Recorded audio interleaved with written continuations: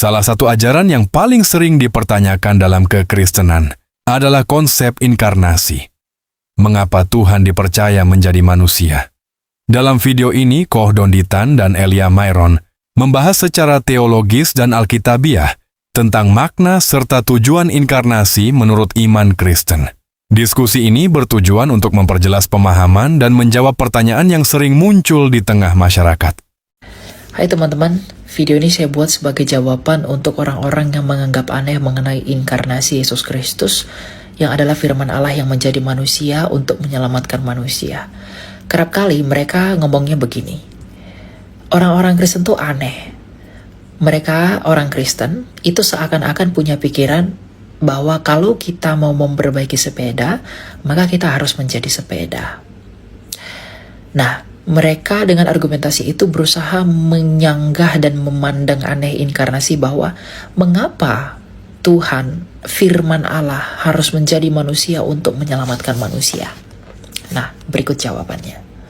Pertama-tama kita perlu mengetahui bahwa dalam teologi kekristenan, kita percaya bahwa manusia itu diciptakan menurut gambar dan rupa Allah dalam Kejadian 1 ayat 26. Dan gambar Allah itu siapa?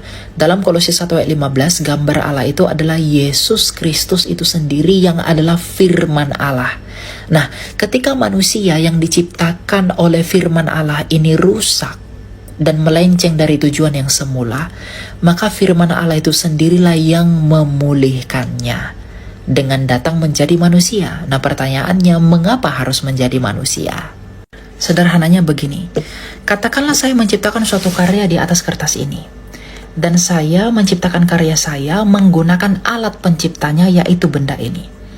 Artinya, karya ciptaan saya yang akan saya ciptakan di atas kertas ini itu diciptakan menurut gambar alat penciptanya. Dan karena alat penciptanya ini bulat, maka saya menciptakan ciptaan saya ini bentuknya juga bulat. Nah, ketika ciptaan saya ini mulai rusak, katakanlah dia rusak, bagaimana saya memulihkannya supaya dia menjadi baru? Saya tinggal menempelkan alat penciptanya kepada ciptaan saya yang rusak ini, agar ia menjadi baru. Seperti itulah firman Allah menjadi manusia. Gambar ini ibarat manusia, sedangkan alat ini ibarat firman Allah sebagai pencipta. Sebagaimana gambar ini diciptakan oleh alat ini, maka begitulah manusia diciptakan oleh firman Allah. Dan ketika manusia itu mulai rusak dan telah menjadi rusak, maka firman Allah sendirilah yang datang dan menempel kepada manusia itu agar ia menjadi baru. Sebagaimana ketika gambar ini mulai rusak, maka alat ini saya tempelkan agar dia menjadi ciptaan yang baru. Untuk itulah di dalam kitab suci dikatakan bahwa di dalam Yesus kita menjadi ciptaan yang baru. Dengan demikian, ketika firman Allah itu menempel kepada manusia dengan menjadi manusia, maka di dalam dia kita menjadi ciptaan yang baru. Untuk itulah orang Kristen perlu untuk dibaptis, karena melalui baptisan kita mati dan bangkit bersama dengan Kristus, atau dengan kata lain, kita mengenakan Kristus sehingga kita menjadi ciptaan yang baru di dalam Dia. Dengan demikian, kita ciptaan yang telah rusak ini perlu mengenakan, perlu menempelkan Kristus yang sempurna itu di dalam diri kita agar kita menjadi ciptaan yang baru melalui baptisan.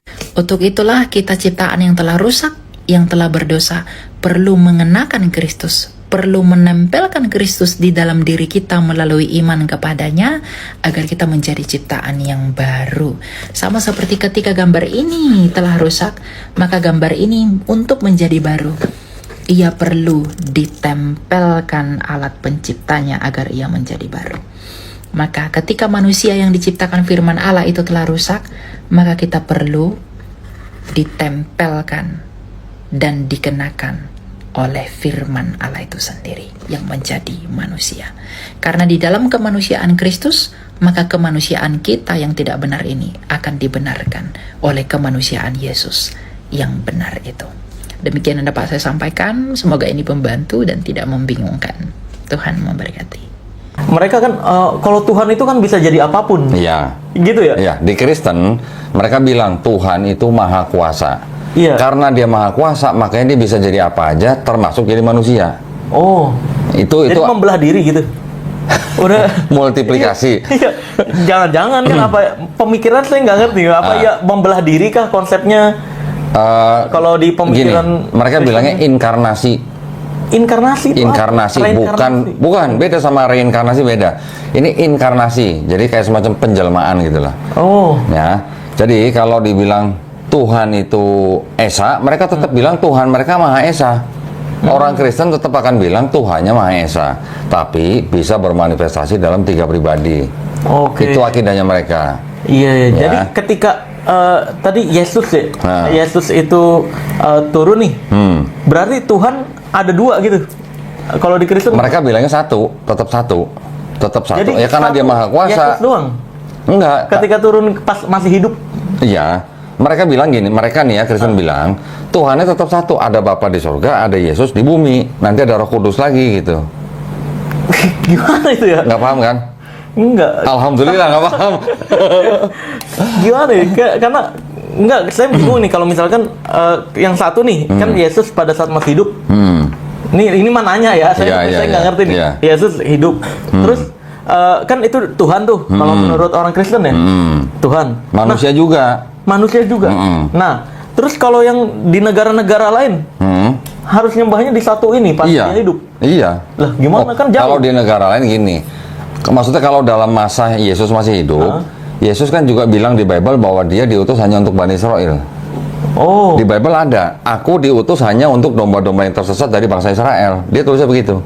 Oh. Di sini. Di situ ya. Tapi juga ada tulisan nanti di ayat di belakang-belakang bahwa Yesus mengatakan, karena itu pergilah, jadikanlah semua bangsa muridku, baptislah mereka dalam nama Bapa dan Putra dan Roh Kudus gitu.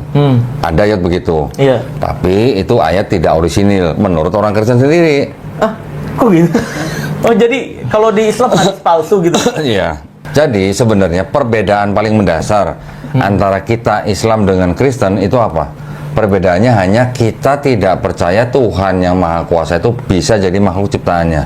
Iya itu. Kalau Kristen percaya Tuhan yang Maha Kuasa itu bisa jadi makhluk ciptaan. Tapi kalau kita tanya misalnya, oke, Tuhan Maha Kuasa, karena dia Maha Kuasa, dia bisa jadi manusia. Bisa nggak dia jadi iblis? Bisa, harusnya kan? Kalau Maha Harus. Kuasa. Dengan standarnya orang Kristen. Iya, standarnya orang. Dengan standarnya orang Kristen harusnya bisa kan? Harusnya bisa. Tetapi kan setiap orang tahu bahwa iblis nggak ada sifat baik. Pasti sifatnya jahat kan? Iya. Tuhan sifatnya maha baik, maha jahat. Maha baik. Maha baik.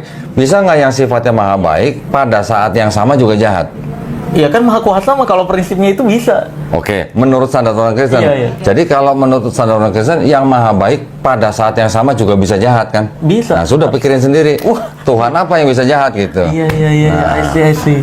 Kalau kita kan kenal sifat mustahil. Iya, ada kan? sifat mustahil. Ada sifat mustahil. Bahkan kalau Gini aja. Marcel sebagai anak muda nih yang pesulap merah nih. Walaupun jago sulap, bisa nggak tanpa alat tambahan terbang seperti burung?